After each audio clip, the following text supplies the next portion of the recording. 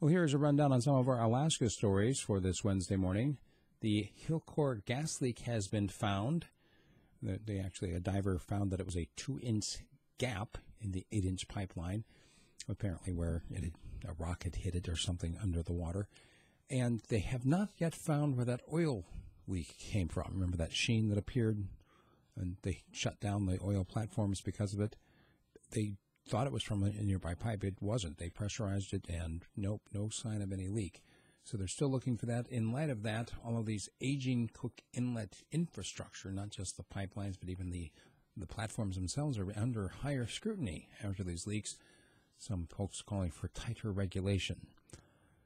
Another Fairbanks taxi driver has been robbed at gunpoint. In this case, the taxi driver stole her money and her phone, and actually was holding a gun to her side. When a passerby came out of the store, the driver honked her horn, and the robber, dragged her out of the cab, shot the gun next to her in the asphalt, and then took off in the cab. He actually ended up abandoning it a few miles away. This is, 2 different taxi drivers that got robbed in the last 16 days in the Fairbanks area. No idea if they are connected.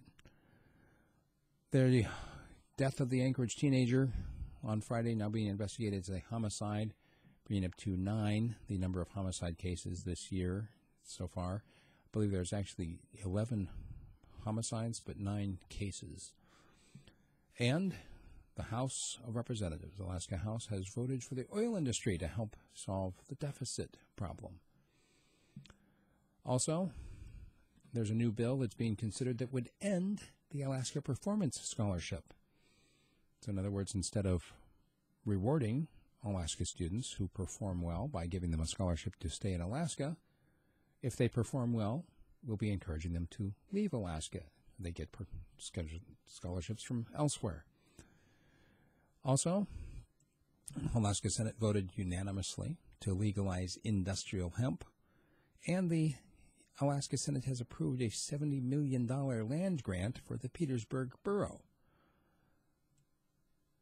The former Senate President, 90-year-old Clem Tillian, has gone on record as being strongly in opposition to the idea of cutting the permanent fund dividend. He said it's the people's money. And a judge is now deciding whether the city council or the borough acted appropriately on this issue of whether or not a charter school could operate at the dead end of a residential subdivision in the Fairbanks area. Lastly, for right now, we see that the right to try for terminally ill Alaskans unanimously passed the Alaska House. That's the idea that somebody who is dying should be able to try experimental drugs, anything that might extend their life. That's what we've got. Make sure you check out my commentary today. It has to do with the fact that as more and more people are talking about the possibility of war on a global scale, I don't think enough people are talking about the possibility of being prepared for it in terms of survival and getting your family through it. Check it out, and please support me at radiofreespeech.com. Thanks.